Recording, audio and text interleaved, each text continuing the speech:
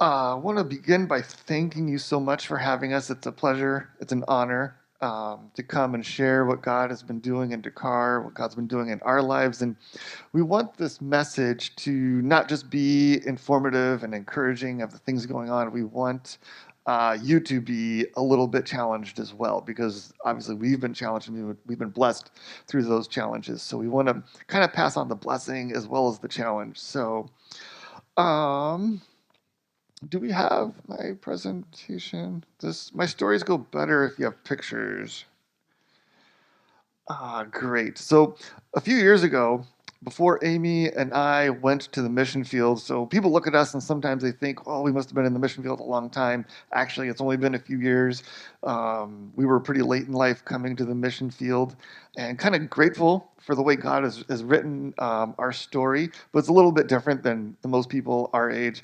It's only been a few years. And when it first started, and we were looking at the mission field and wondering where God was calling us, there was this phenomenon, and maybe you've heard of this, that seemed to be specific to the Muslim communities of visions and dreams.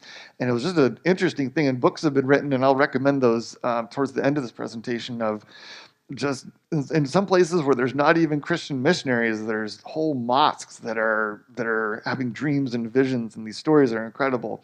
And that really moved me, and I think it heavily influenced my decision when we were choosing where to go of where to serve. And we ended up in West Africa. But this is, I didn't put the reference up there, but this is in the last days. God says, "I will pour out my spirit on all the people." Kind of keep looking for that word all the people. Your sons and daughters will prophesy. Your young men will see visions. Your old men will dream dreams. And I just remember hearing about this phenomenon, thinking, why is it specific to the Muslim community?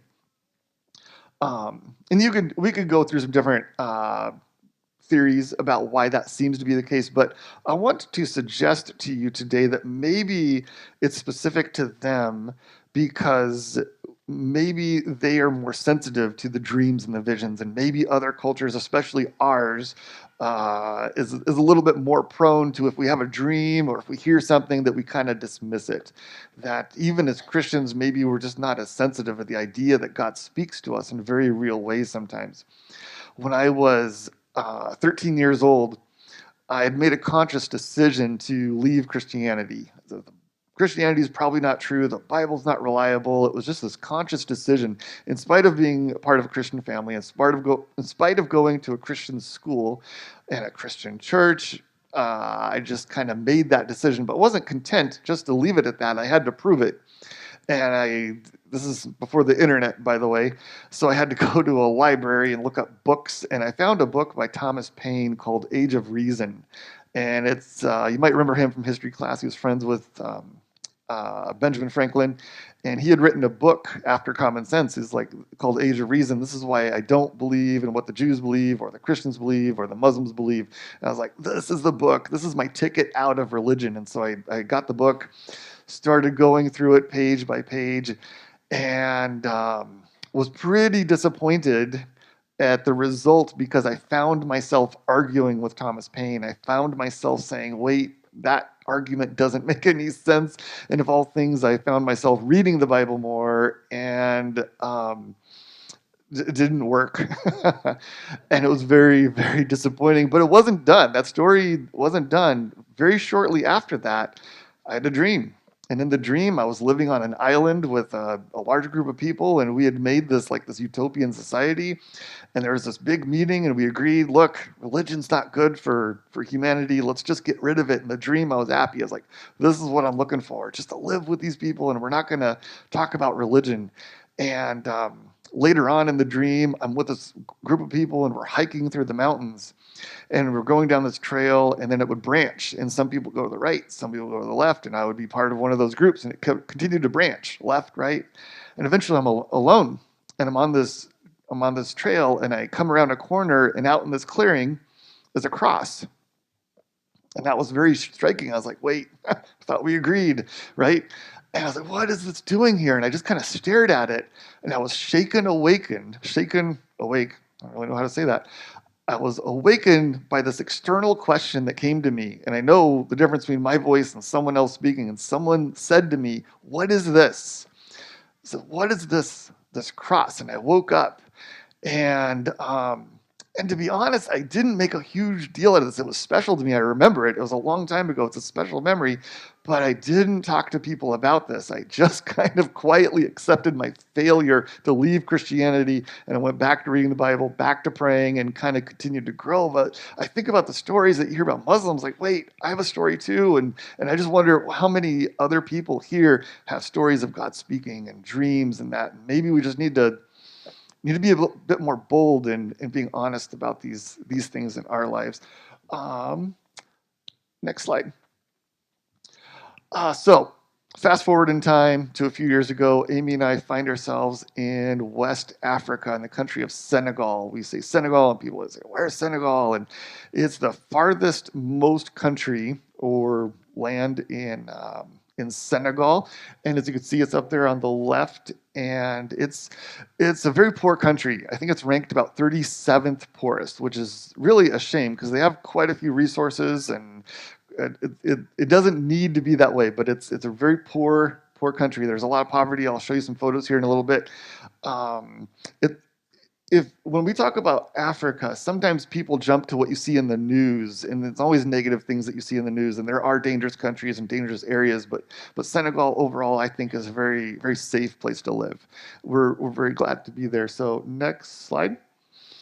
So if you go to a website called joshuaproject.net, this is a great way to look at countries from a Christian missionary perspective. And it really puts things into perspective about how countries are doing and how we're doing, whether it's CMA or just in Christians in general, at getting the gospel message to other countries. And as you can see here, there are about over 17 million people in Senegal. Over 90% of them are Muslim, and less than 5% of them would claim to be Christian. And of that group, only 0.2% would claim to be evangelical. And I guess the way I look at that is someone who's like actively involved in trying to spread Christianity.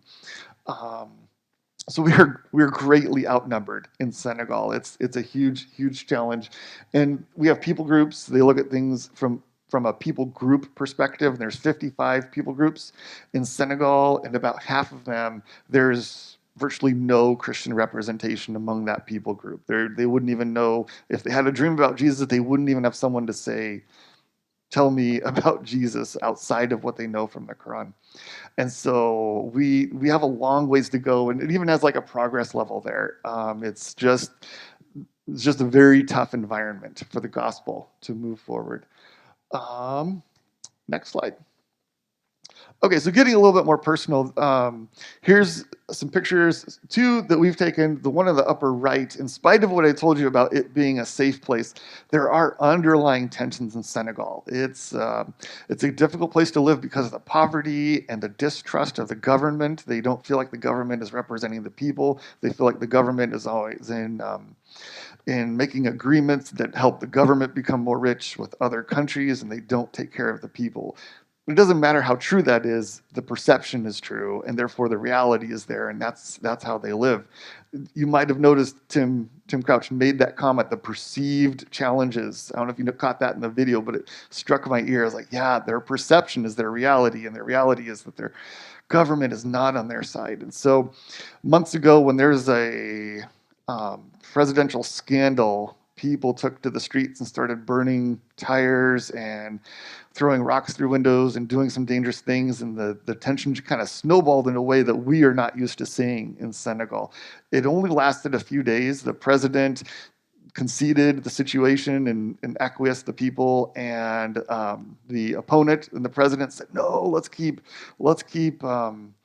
having I don't want to say riots, but demonstrations." And Senegal, like I said, it shows how peaceful they are. I said, "No, we're going to stop. We're going to go back to our normal lives. We're not going to keep destroying things." And that's a testament of their peacefulness.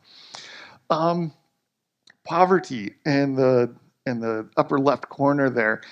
It is a bit overwhelming when you get there. If you go to visit, there really is like just trash everywhere and people lined up everywhere and they're just begging, and that's how they make money. And that's the weird thing. There's a lot of people selling stuff, and there's a lot of people that are just begging, and I think the people who just choose to beg tend to do better than those that are trying to sell you something, because there's just this thing of, no, it's not worth that. But some of the people that are just begging, somehow they just seem to do better. And that's a very difficult reality as a relief worker. We want to help them get jobs. And some of them are like, look, I'm better off just going and begging in the streets. And so it's a very difficult situation, which adds to the underlying tension. And it is a cycle. And it's a very tough challenge.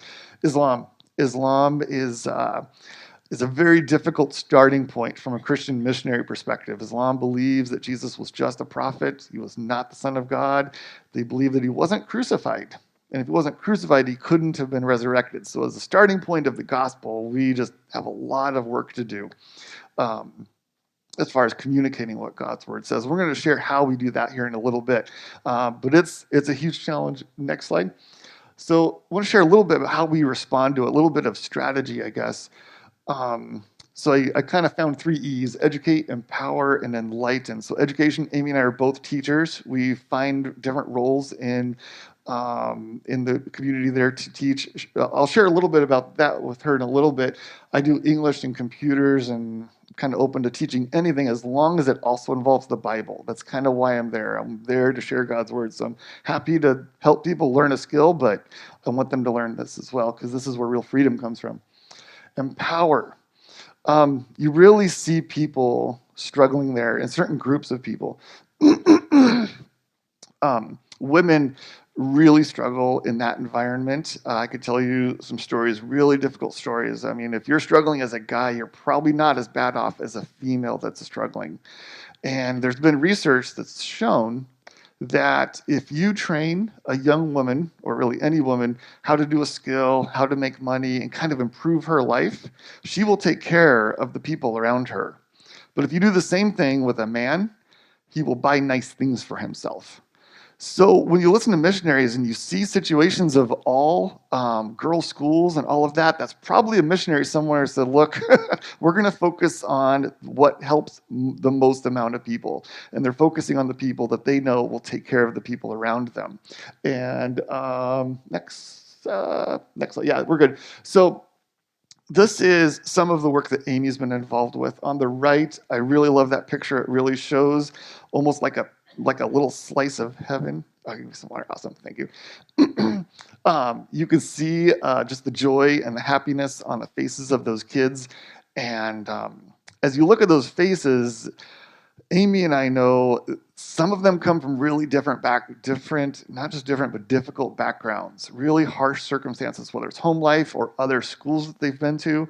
It's a tough situation. And one of the most rewarding things that Amy's seen is just the difference in attitude and heart, and kids who start out the year fighting with people. At the end, they're like this. They love each other. They are welcomed. They are received, and they're hearing the gospel message regularly.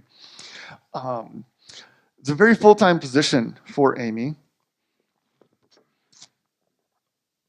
but that does not keep her from volunteering to do other things. Sometimes teams come out and they go to different places, and Amy's always volunteering.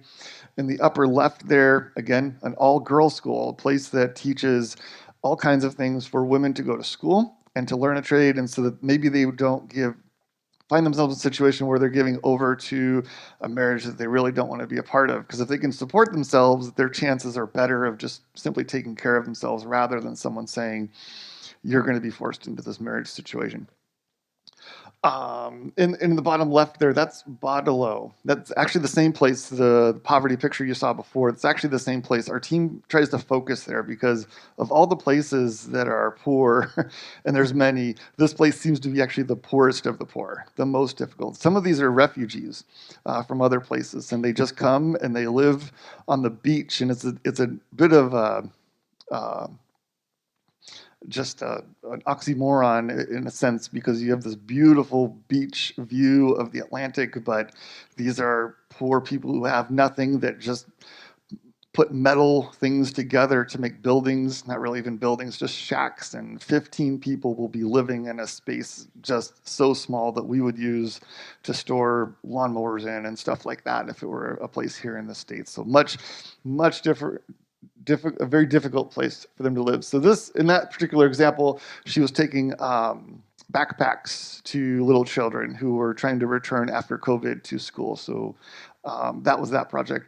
Next slide. So my work, what I enjoyed doing most was teaching English and computers at a place called the Baptist Center. And again, what I loved about that place is they had the rule, we'll teach basically anything that people say they want to learn, but part of what we teach is going to involve a Bible story. So students know that coming in. So we'll teach you these things for an hour, but then we're going to spend at least half an hour going over a Bible lesson. And so when they come, they learn, and we'll have like a sheet of paper printed out, and we'll go through a chapter in the Bible, maybe from creation, maybe from Moses, maybe a story that Jesus told, and we read it all, and we ask certain questions. And that's probably my favorite part. Um, and after that, so you see here in the upper left, that's English class. And then we just started a computer class that was a lot of fun, teaching adults and also children how to use computers. I was letting another guy teach one day, and he had a PowerPoint up, and he was trying to teach them how to delete objects in a PowerPoint. You create a square, now I want you to delete the square. And I was walking behind a couple of the students, and they had accidentally deleted the entire slide. And the slide presentation should have been about 10 slides, and I could look and say they only had 8, and they were scared. Their eyes are like this, they don't know what to do. They don't want to raise their hand because they're used to being yelled at. So I walk behind them, and I see them, and I reach around, and I hit Control Z 2 times, and the slide reappears, and they turn around and look at me like I'm a wizard. Like, whoa, that's amazing. So I really enjoy teaching computers, especially to the kids. And on the left, I just want to share this. On the very last day of teaching the adults, I had this crafty kind of idea where I've showed you how to create different objects, shapes, and do different colors. You know, if you take a square and a triangle, you can kind of make a house. And if you do this, you can make a tree. The class was supposed to last an hour and a half, but they loved doing this so much. It's kind of like a kid thing, but these adults loved this so much. They would not leave. They were there for about 3 hours making, how do you make a cloud, Mr. Gilbert? How do you make a bird? And so they just wouldn't leave. They loved this. In our eyes, it's kind of something we would do with kids, but here these adults are so proud, and they said, nope. They all lined up, and they wanted to show their pictures and take photos, and that was a really, really touching time. It was emotional. It was the last class I was able to do before we came back to the States. Next slide. So after that, at the Baptist Center, we have Conversation Club, and we just kind of let the conversation be 2 ways. So instead of me being in front speaking, we kind of sit down and we'll go around and we'll talk about various things, culture things, religious things, just things that they like, and we have a lot of fun doing that. And this, I keep saying, is my favorite thing because there's just many things that are my favorite, and this is one of my favorite things because now I get to listen to their responses and the things that they believe in. I really enjoy doing that. And again, and I just want to emphasize, for the sake of the next part that we're going to talk about, a lot of times we just come and we'll have a chapter of the Bible printed out. We read the whole thing, and then we talk about the whole thing. Next slide. When I was, I don't know, 8 or 9 years old, I remember my dad would call me to the couch sometimes. My dad would sit on the couch, and we had a coffee table, and on the coffee table was a big family Bible. And my dad would always sit on the couch, and he would just plop the Bible in his lap, and he would read different places, and he would call me over, and he would point to a verse, and he's like, look at this. And I would look, and 8 or 9 years old, and I would patronize my dad. It's like the fastest way out of this conversation is to pretend to like it. Yeah, get me out of here. And but I remember it. I remember those verses. I can't say I remember all of them, but I feel like a little way I'm doing what my dad taught me.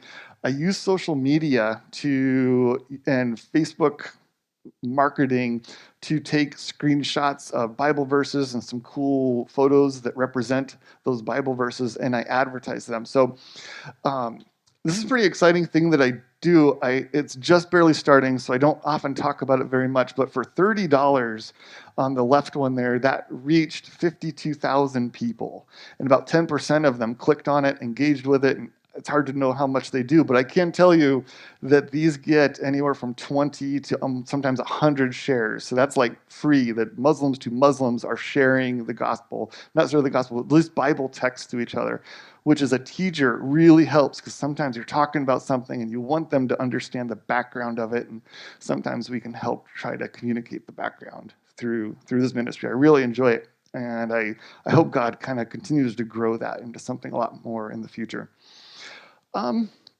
Next slide. So before I got involved in all of those things, I volunteered to work at a Christian hospital in Dakar. I don't have any medical background, but they were desperate enough to say, we don't care, we'll train you. All you're going to do is weigh the children, get their height, their temperature, fill out some paperwork, and get them in line to see a nurse. And I thought, I think I can do that. So I came and I did that. And one day, it was a particularly long and difficult and hot day. And while I'm working, a nurse from another building comes in.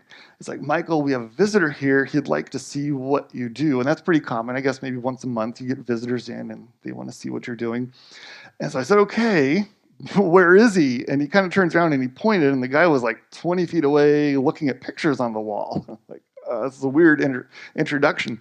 Says, okay, I'll finish this and I'll show him what I do. So I kind of finished what I was doing, and I look over and he's gone. Our mysterious, it was a Senegalese visitor, and he just kind of wandered off. And I just remember thinking, I don't know what to do. Was it my job to keep track of him? Because I've lost him already. So I didn't think too much of it. The head nurse would come out sometime later, and she's like, Michael, it's been a long day. I think we've had the last kid come in. You can clean up and head out if you want. So I said, okay. Cleaned up, grabbed my bag, and I headed through the courtyard, and I see the Senegalese visitor. He's out there, and he's talking to a few people. It'd been a long day. It's a hot day. I just want to jump in a taxi, go home, turn the AC on, and point it directly at me. That was my goal. But I heard this voice in my head, and it's like, Michael, you should go talk to those people. Something you should know about me, I'm a bit of an introvert. One of the reasons I married Amy was to do exactly that. You go introduce people, you talk to people. I just like to sit back, and if people come up and talk to me, that's great. But it doesn't work very well when I go up and I introduce myself to people. So I really did not enjoy hearing this. I'm already hot. I'm already tired. Don't like introducing myself to strangers, especially one that just kind of walked out. It's like, I don't know why I'm doing this. But I also don't like regret. I don't like going home and the idea of me sitting on a couch with AC pointing at me is like, man, what was that voice? What would have come about if I would have listened to that voice? And so knowing that was in my future, I stopped, I turned around, I was like, all right, I'm going to go talk to these people and see what happens. So I approached, it was three young men at that time, and I approach them and I greet them in French, and they were startled and alarmed and taken aback. And they're like, whoa. And I'm like, whoa, this is why I don't talk to new people. Amy should be here managing this situation. And it was just weird. And then come to find out, they didn't speak French. And I was trying to talk French to them, and they didn't have a translator with them. They were just really alarmed and didn't know what to say. So I switched to English, like, wait, let's just talk. And what had happened was, you can go to the next slide, is the middle gentleman there, that's the Senegalese visitor. Why do I say he's Senegalese? Well, it's because of the color of his skin. I judged him in that way. He judged me by the language that I was using, and he apparently was an introvert as well and just kind of walked away. So he's not from Senegal or any West African country. He's from Ohio, and so were his friends there. And so we ended up talking for an hour, and they're missionaries. And instead of joining an organization, they just buy airline tickets to China, India, Indonesia, and various African countries, and they just go. And in spite of not knowing languages or culture, they just try to engage with people with the gospel. And I loved hearing their stories. Walked around for an hour with them around the neighborhood, And then later, I'm like, hey, it's Monday. That's pasta night. My wife's an extrovert. She loves when I bring random people home for dinner. Why don't you guys come on over? And they say, oh, we haven't had spaghetti in so long. So they come over. And I love that story because I love the irony that I was judged as being from France and I judged someone else as being from Senegal, and we almost did not speak. And you can almost hear angels around us slapping their heads like, what does it take to get Christians to speak to each other?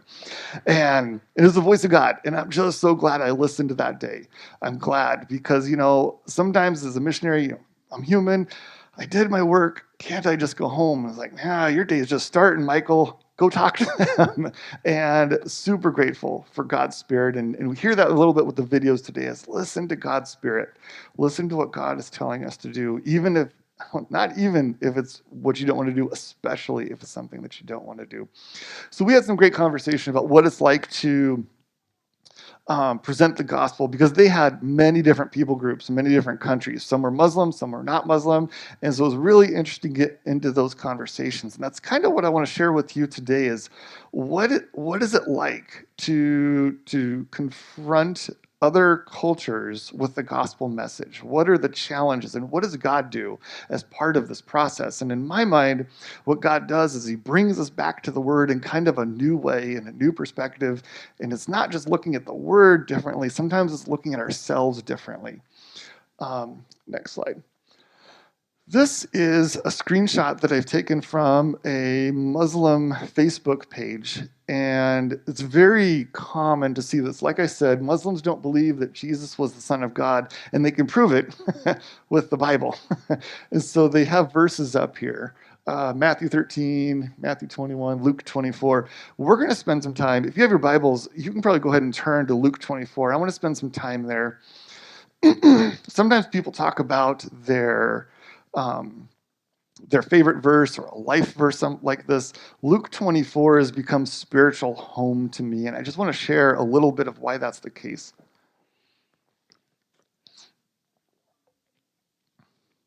So if you look up Luke 24:19, and I put it up there, you will see a verse says exactly that. It says, Jesus was a prophet, powerful in word and deed before God and all the people.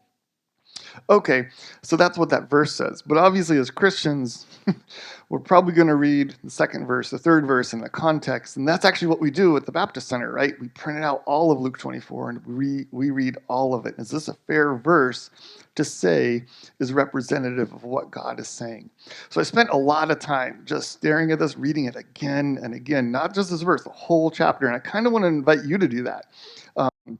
Luke 24 is just a bridge from the Old Testament to the New Testament, and it launches the disciples into the birth of Christianity, and it's just this amazing chapter packed with amazing stuff. And we don't have time to go over the whole chapter today.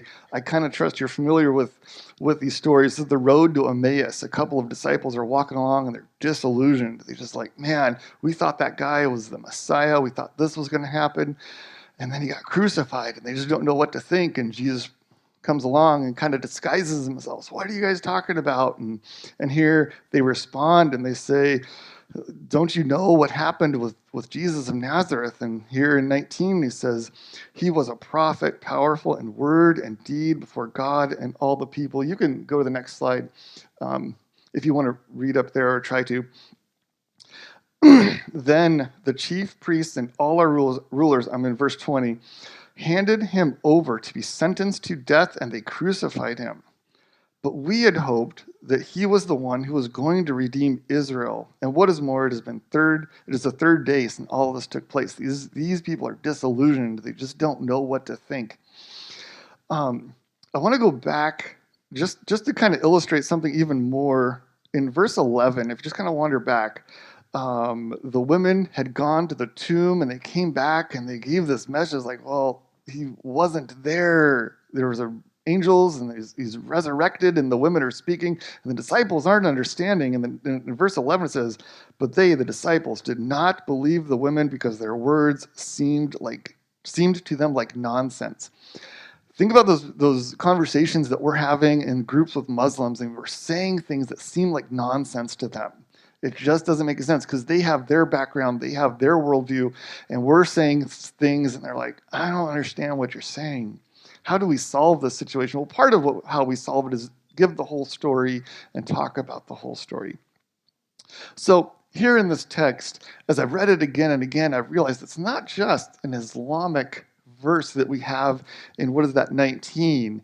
If we go on to verse 21, but we had hoped he was the one who was going to redeem Israel. I also follow Jews on YouTube and kind of listen to their responses to what missionaries say. I really enjoy that experience. Reading Thomas Paine, I really enjoy listening to what non-Christians have to say about Christianity. It really helps me understand the Bible, frankly. And so this is a Jewish reaction to what's going on with the gospel message. They see Jesus as, look, you either redeemed Israel or you didn't. You're either the Messiah or you're not. That's the framework through which they're expecting to meet God. Notice I said Islam, Judaism. I didn't say Christianity. I'll explain that in a minute. But I want to jump down to verse 21 and see how Jesus responds to these ideas. He said to them, in verse 25, he said to them, how foolish you are and how slow to believe all. There's that word all again. All that the prophets have spoken. Did not the Messiah have to suffer these things and then enter his glory? So what's the mistake that we could say Muslims and the Jews are making is they're looking at just a piece. They're looking at what they want to be true. And that falls short. Jesus says, how foolish you are and slow to believe all that the prophets have spoken.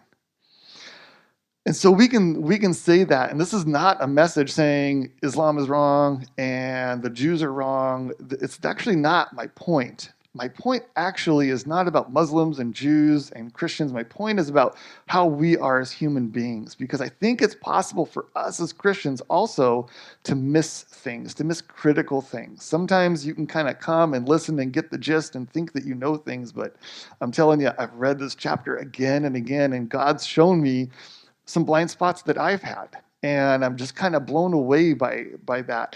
Let's go to the next slide. Here's something, I actually call this message the forgotten miracle sometimes, and it's because of this slide here. Still in Luke 24, we're just moving on to the next story where Jesus appears to his disciples.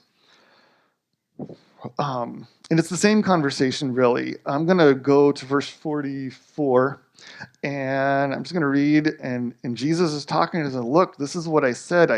This is what I told you while I was with you. Everything must be fulfilled that is written about me in the law of Moses, the prophets, and the Psalms. Then he opened their minds so they could understand the scriptures.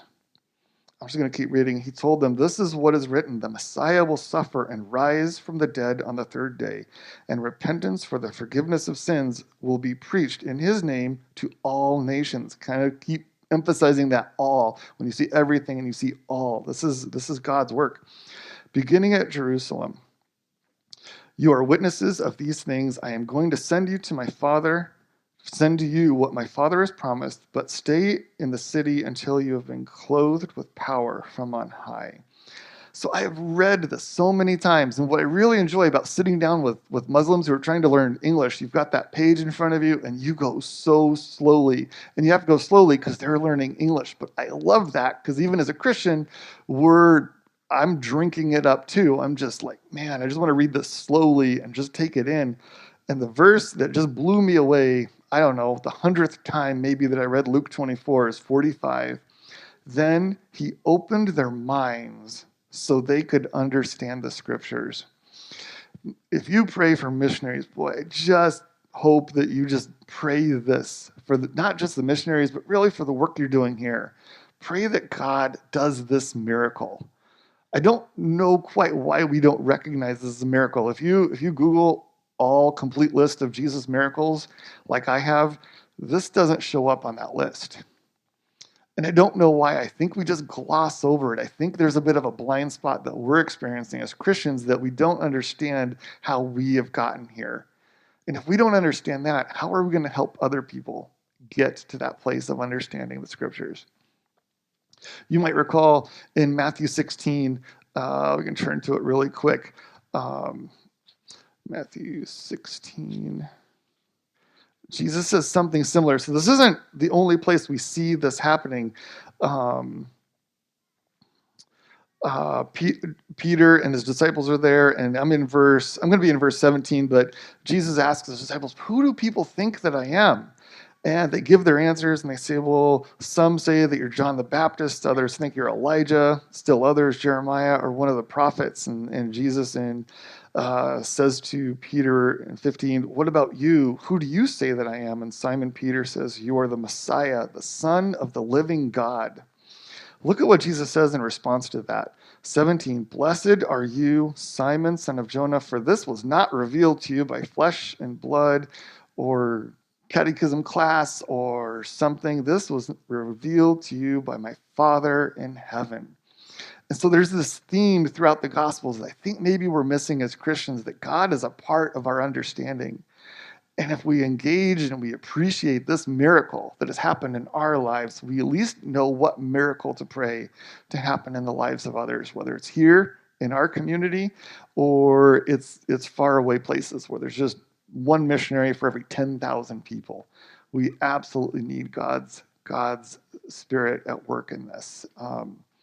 And that's just been a huge blessing to me. And this is where I end up. And I read this. I just keep reading it again. I'm like, man, he opened their minds to so they could understand the scripture. Think about that story I told you when I was 13 years old, reading a book by Thomas Paine. Thomas Paine was arguably a genius, and here I am arguing with him. Am I smarter than Thomas Paine?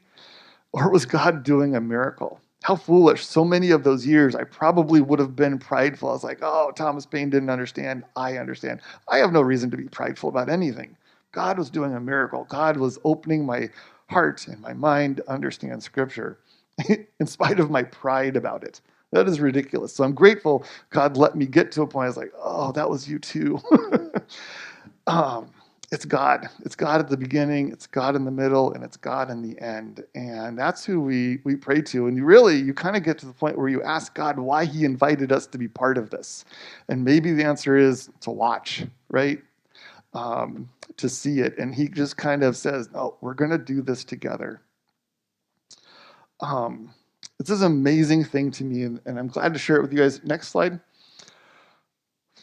Um, And it's not just a message. It's not just a theological idea. You think about those kids on the right, they're not just hearing it. They're living in a world where they're loved and accepted, which is different than the world that they're used to. And so when we present Christianity, it's not just an idea. It's a family, it's a group of friends, and it's people coming together that help and support each other. And these are our friends. So it's not just some kind of theological thing that theological Jedis go back and forth and we have these dueling theological arguments. I mean, there's a family and there's love there, and it's just the important part of the gospel is that people feel loved and accepted. Next slide. Even if you're not interested in Muslim ministry, I still would recommend some of these, if not all of these books to you. These have been life-changing books. So I don't just read them. We have Audible, and we will listen to these books on audio as a family, and I really enjoy doing that. Um, and as you can see, dreams and visions and miracles is a common theme. Dreams and visions is the name of one. Miraculous movements. I doubt you can find a book written about Muslim ministry that doesn't have miracles and just something remarkable happening. But I almost wish it kind of wasn't like that. I wish, like, Miraculous Movements got the picture of a Muslim guy. This is what God's doing. And it doesn't matter the context. This is what God is doing. And the stories in that are just incredible. Not just because they're miraculous things happening. It's incredible. And I love that particular book because it highlights the prayer. So if you get that book, Miraculous Movements, very early on, there's a story of a guy going off to pray at a prayer meeting, and it's 8 o'clock at night, and he's going to what I assume to be a church or maybe a house church, and they start praying at 8 o'clock at night, and at midnight, they break for tea. They need some caffeine because they're going to continue praying. They pray all the way until the sun comes up. And I stopped the audiobook and I said, family meeting, let's talk about what we just heard. And so we got together as a family. It's like, man, how do we get there? How do we as missionaries get to a point where we have that kind of a prayer life? And I kind of went back and forth because I don't want it to be Unitarian or utilitarian where I'm forcing people to do something they kind of don't want to do for 10 hours.